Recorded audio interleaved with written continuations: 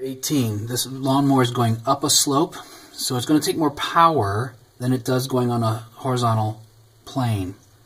So power is work over time, but work is force times distance.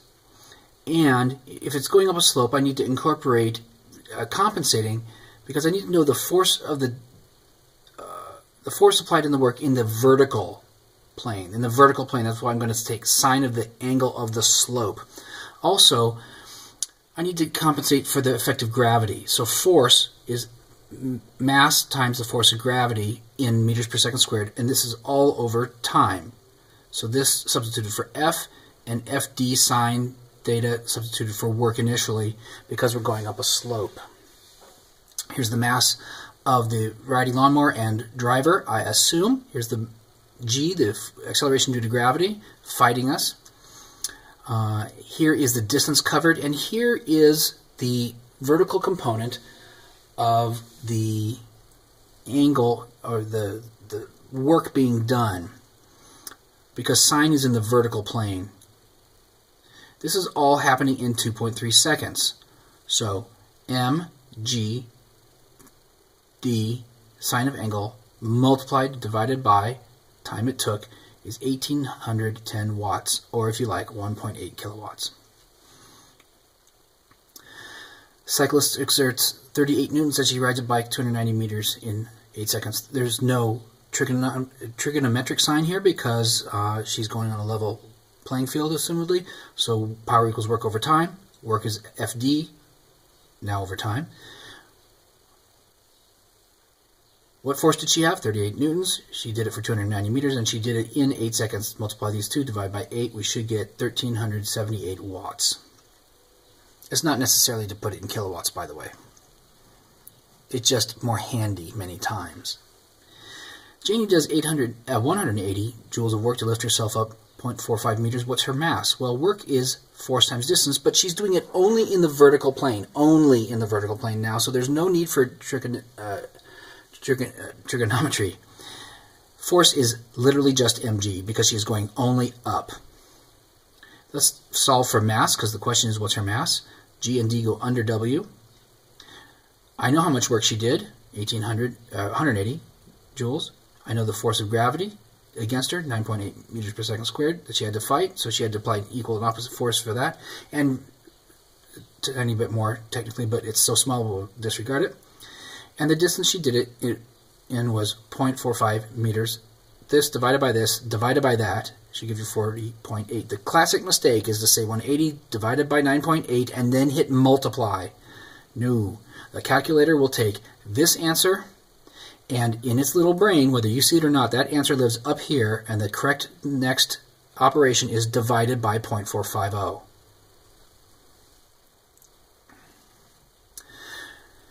When we're dragging this crate in 21 using a rope at an angle that is not parallel to the ground, it is not horizontal, we now need to compensate and find the force being used in the horizontal plane, and that's why we've got to do cosine theta. So work equals FD, but I need the horizontal component. Now, the real question in 21 is kind of turns this whole thing on its head and asks us for the angle and not the force or not the distance or anything like that. So if I solve for cosine theta, then F and D go under W. And I know these values. It said the amount of work and the amount of force and the distance covered. So 1,300 over the force, which is multiplied by the distance. This divided by that gives me a value, 0.658. Now what you need to do, and the experiment on your calculator so you know what you're talking about, is you need to learn how to do the inverse cosine. It's shift cosine or second cosine or inverse cosine. It depends on the labeling on the buttons on your calculator. You're going to tell the calculator the value of cosine and ask it for the angle, not give it the angle and ask for the cosine. I'm telling you, calculator, I know the value. Please run this all backward and give me the angle. Please learn your calculator, experiment with it until you get 48.9 out of this. It should be something like shift cosine, inverse cosine, or second cosine to get you that. 22. Now this winch has a mechanism such that you need to go around twice to make the drum that's doing the winding of the cable actually go around once. So what's the IMA of this? The ideal mechanical advantage is the distance of cranking you got to put in over the distance of cranking that it actually puts out. Now, that's double. We said you got to crank twice. You got to put an input of 2 turns for every 1 turn of theirs. So what's the radius of a circle? It's 2 pi r. Now, these r's are different. The r's will not cancel. The r's will not cancel. They are different r's. But 2 pi is 2 pi. So they will cancel. And we said the distance of input cranking was twice the distance of the output cranking. So the 2 here remains, and the r that you are cranking is 49 centimeters, whereas the r of the output cranking is only 8 centimeters. Multiply and divide, and you should get an ideal, a mechanical advantage of 12.3.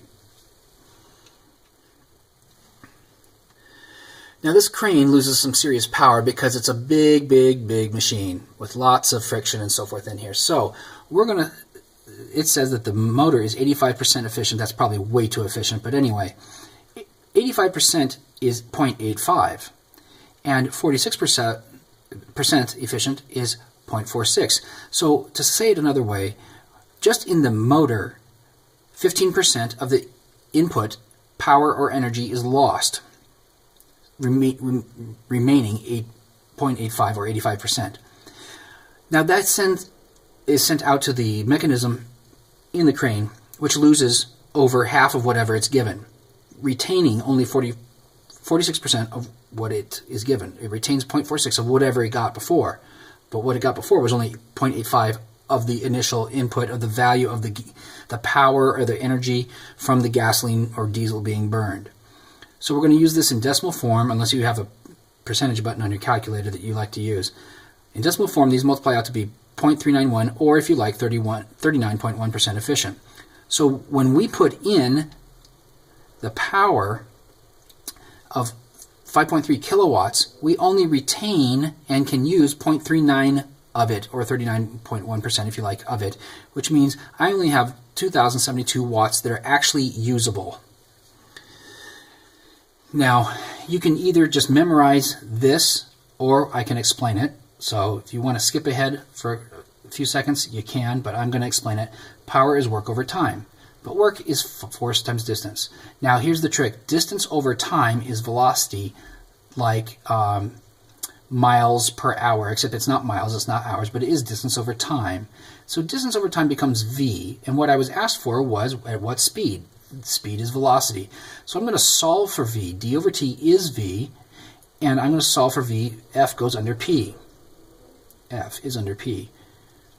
But F can also be termed, it should be termed mg, because we're lifting this crate vertically only. So what we're fighting is gravity. How much force do I have to put in? I have to put in equal and opposite to gravity plus a trillionth, or whatever you want to call it, of a newton. But essentially the same. So this is the force due to gravity. So velocity will be the power usable, not the power input, the power usable back from here, over the mass of the crate times the force of gravity pulling it down. This times this divided by that, this divided by that, and at that point I hit equals. I literally type this number divided by this number, and I don't even stop, divided by this number, and then I hit equals, and we get 0.470 meters per second.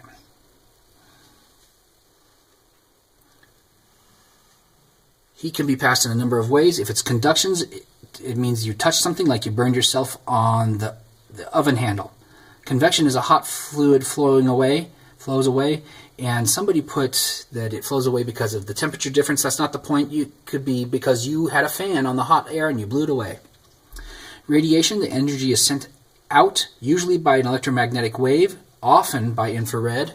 You are currently, right now as you hear this, dumping out energy, via infrared light. You are not glowing in the visible spectrum, but you are glowing to an infrared camera.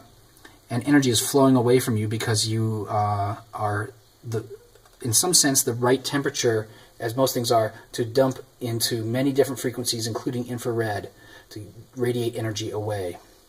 Specific heat is how many joules it takes to heat 1 kilogram of whatever it is, the substance, up 1 degree Kelvin or 1 degree Celsius, because they are the same sized degrees. So either way you want to say it would be okay. Heat of fusion is the joules needed to freeze 1 kilogram of whatever it is you're talking about. Heat of vaporization is the joules needed to vaporize 1 kilogram of whatever substance you're talking about.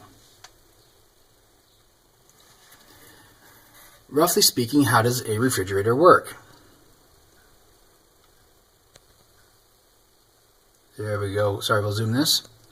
So the compressor makes the gas to be a liquid, and I had somebody said air. That is not air. That makes me a little frustrated. Now, different manufacturers will use different substances, but it isn't air.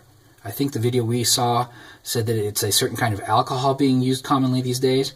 Anyway, the compressor makes the gas, whatever it is, to be a liquid. It cranks it down and puts pressure on it, makes it into a liquid. Now that liquid's going to be pretty warm and kind of useless to us. Not as useful as it would be if it were cooled. So they put it into a radiator on the back of the refrigerator. And it goes up and down and up and down and up and down all these tubes, and it warms this other veins of metal, which are cooled just by the natural movement of the air in your house. The liquid then evaporates in wider tubes inside, so they pump it